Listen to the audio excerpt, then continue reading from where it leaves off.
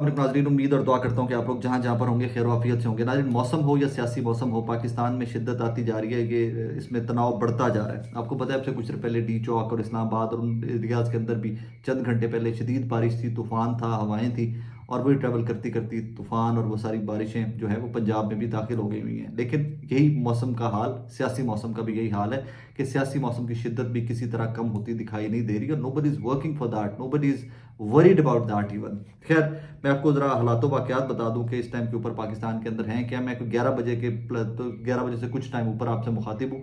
Internet की हालातों वाक़यात ऐसे हैं कि कोई पता नहीं कब वीडियो अपलोड हो और कब तक आप लोगों तक पहुँचे। पिछले कई घंटों से एक सूबा जिसका चीफ मिनिस्टर अली गंडापुर साहब जो है कई करोड़ों के वोट लेकर वहाँ पर मुंतखब हुए, पिछले कई घंटों से वो गायब है मंजर से।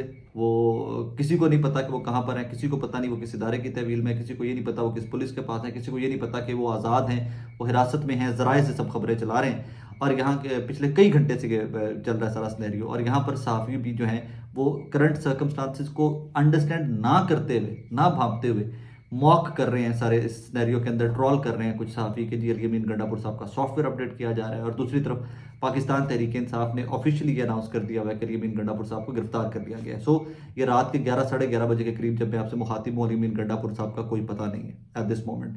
आगे चलिए तो इसी एक अली बिन गंडापुर साहब वाले सारे सिनेरियो के ऊपर मोहसिन नकवी वज़ीर दाखिला जो है पाकिस्तान के, उन्होंने से कुछ देर पहले डी चौक में अपने राइट लेफ्ट फोर्सेस के सरबराहान आईजीज खड़े करके वहाँ पर एक प्रेस कॉन्फ्रेंस दागी है। और प्रेस कॉन्फ्रेंस में मैसेज क्या दिया गया उसके ऊपर भी बात करते हैं। लेकिन उनसे जब ये सवाल किया गया कि अली बिन गंडापुर साहब कहाँ पर हैं, तो उन्होंने बड़ा तंजिया हंसते हुए उल्टा सहाफ़ी से पूछा कि आप बता दें। और वो ये तंजिया हंसते हुए कि आप बता दें कहाँ पर हैं।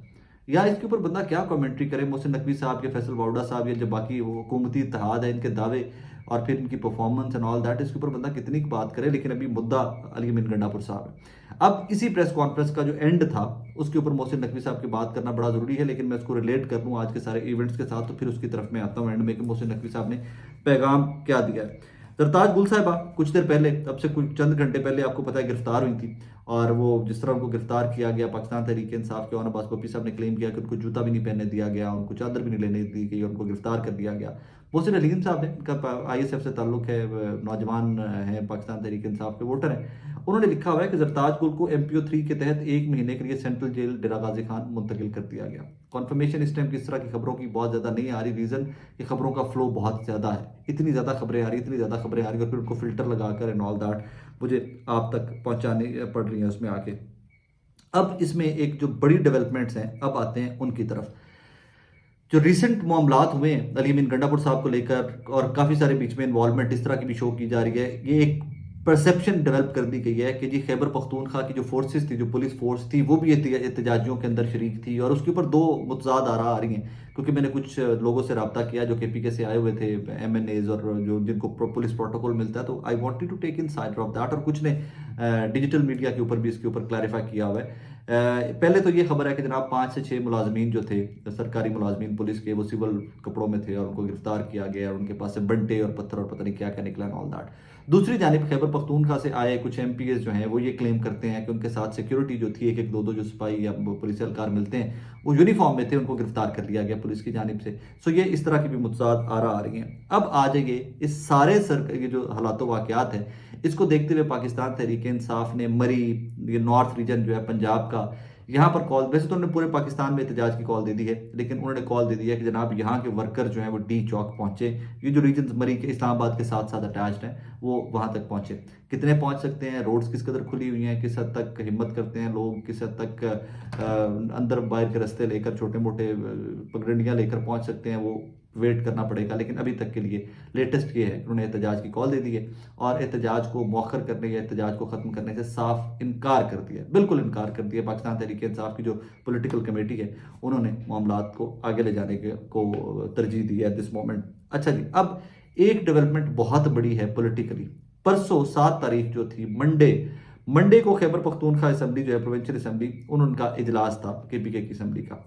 आज के हालातों वाकयात देखते हुए और मेरे नज़दीक सबसे इंपॉर्टेंट जो है वो शायद CM KPK की गुमशुदगी है दिस मोमेंट, या उनका बिल्कुल इस सीन से गायब हो जाना जो है। उसके बाद उन्होंने तय किया है कि business rules 1988 called the sitting of the assembly on Sunday the 6th October 2024 at 2 PM which was earlier adjourned for Monday the 7th October 2024 at 3 p.m.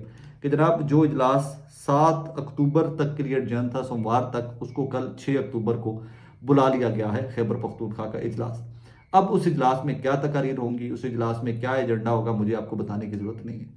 कल से ये वहाँ से मामलात फिर स्टार्ट हो जाएंगे खैबर पख्तूनख्वा से। मतलब ये हर तरह से महाजर आई है, हर तरह से जो पॉलिटिकल टेम्परेचर है ना वो राइज पे है, बढ़ता जा रहा है, बढ़ता जा रहा है। मतलब सर्कमस्टांसेस देखिए, और फिर भी बस जो बैठे हुए सारे बैठे हुए दरवेश लगे हुए, ठीक है, इनको क्या बंदा इसके ऊपर कमेंट्री करे। इसमें एक और चीज़ है, इस्लामाबाद बार काउंसिल की भी एक स्टेटमेंट है, वो भी बहुत इंपॉर्टेंट है। वैसे तो आई वुड बी वेरी ऑनेस्ट, मैं इस्लामाबाद में था, सुप्रीम कोर्ट के बारे एहतजाज, हाई कोर्ट के बारे एहतजाज, ये वो रियासत अली आज़ाद साहब इस्लामाबाद पे वकला में से एक वाहिद नाम जो मुझे नज़र आया कि जो ये सारा एक्सटेंशन और ये जुडिशल पैकेज और कॉन्स्टिट्यूशनल अमेंडमेंट्स हैं जो इस्लामाबाद के वकला में से मुझे मुतहर्रिक नज़र आया और वेव के अगेंस्ट खड़ा हुआ नज़र आया। वेव एज इन कि जब सारी बड़ी वकला की तंजीमें जो हैं वो खामोश और वो बिल्कुल एहसन भून साहब, आजम तारड़ साहब के कंट्रोल में थी, तो रियासत अली आज़ाद जैसे लोग जो हैं ये वेव के एंटी जाते हुए मुझे नज़र आए कि नहीं यार, हम बुनियादी इंसानी हकूक़ के लिए लड़ेंगे एंड एवरीथिंग। अब इस यहाँ पर एक प्रेस रिलीज आई है जनाब इस्लामाबाद बार काउंसिल की। मैं इसमें जो वकला के ऊपर FIRs दी गई हैं, जो उनके ऊपर आज पर्चे दिए गए हैं, उनसे रिलेटेड है, लेकिन उससे भी कहीं ज़्यादा इंपॉर्टेंट एक चीज़ है, जो चंद जुमले हैं, इसको ज़रा गौर सुनिएगा। The member further expressed serious concern over reports of the torture of advocate Syed Mustafa Kazmi, Mustafeen Kazmi साहब जो हैं, who is currently in remand. Such treatment is inhumane and unacceptable under any civilized legal system। ये एक प्रेस रिलीज के अंदर दो जुमले ये हैं। फिर बाकी वो स्टार्ट में लिखते हैं कि सरदार लतीफ़ खान खोसा, नईम हैदर पंजोता, अंसर महमूद कियानी, बैरिस्टर तला अहमद रहीम और जो बाकी बैरिस्टर गौहर, सैयद मुस्तफ़ा काज़मी, इनके खिलाफ जो पर्चे हुए हैं, उन पर्चों के खिलाफ इस्लामाबाद हाई कोर्ट बार जो है, इस्लामाबाद बार काउंसिल जो है, उन्होंने 7 अक्टूबर 2024 को स्ट्राइक कॉल, यानी उन्होंने हड़ताल की कॉल दे दी है। इसी तरह की मिलती जुलती कॉल या मिलता जुलता हड़ताल का मामला जो है वो लाहौर बार जो है, हमारी जो यहाँ पे लाहौर हाई कोर्ट की बार और यहाँ की बार है, लोअर कोर्ट्स की जो बार्स हैं, वहाँ से भी कुछ इस तरह की असद महमूद भट्ट साहब जो हैं वहाँ उनकी भी आवाज़ आई इस तरह से कि जनाब आज बान अदल के अंदर शेलिंग की गई है और ये हमारा घर है, लिहाजा सोमवार को बाइकआउट का, इस तरह की मिलती जुलती कॉल यहाँ से भी आई। I would be very very honest with you, report वो करना चाहिए जो फैक्ट्स हों, मुझे वो इधर उधर घुमाना नहीं आता, बड़ा झटका सा सादा सीधा साधा सा बंदा हूँ। वकला का जिस लेवल का एहतजाज होना चाहिए था, या जिस लेवल की ये अमेंडमेंट्स, या जिस लेवल का ये जुडिशल सिस्टम को हर्ट करने के लिए अमेंडमेंट्स आ रही थी एंड एवरीथिंग, वैसा एहतजाज मुझे कहीं पे नज़र नहीं आया। और मैं अकेला नहीं हूँ, इसके ऊपर बहुत सारे लोग मुत्तफिक हैं कि आज़म नज़ीर तारड़ साहब और एहसन भून साहब और उनके ग्रुप को ये क्रेडिट दीजिए कि वो हुकूमत के साथ होते हुए सारा कुछ मैनेज करके बैठ गए and all that. May be अब वकला जो इस टाइम के ऊपर नेज वो आ गई है, या वो पानी सर से गुजर गया है एवरीथिंग, मे बी कि अब यहाँ पर ये सारे के सारे वकला जो है वो उठ खड़े हों और मे भी मामला आगे चले। लेकिन अभी तक के लिए ILF हो जाए या कोई भी हो जाए, इनकी परफॉर्मेंस सबकी उतनी अच्छी नहीं थी कि जिसको बंदा बोलता कि यार जितना बड़ा तूफान लाने की कोशिश कर रही है पाकिस्तान की हुकूमत, उसको रोकने के लिए कोई बंदा आगे खड़ा हुआ था। तो नहीं, जिस तरह मैंने कहा कि रियासत अली आज़ाद साहब मुझे बड़ी क्लैरिटी के साथ वो बंदा शोज़ में जाके बोल रहा था, बात कर रहा था, प्रेस कॉन्फ्रेंस कर रहा था और डटा हुआ था। सो उस तरह के जो, हाँ, लाहौर के कुछ वकला थे जो डटे हुए थे, लेकिन बहुत सारे और भी होंगे, हम श्योर कि मेरे नाम नहीं जेहन में सबके उनके, लेकिन बहुत बड़ा ग्रुप्स जो थे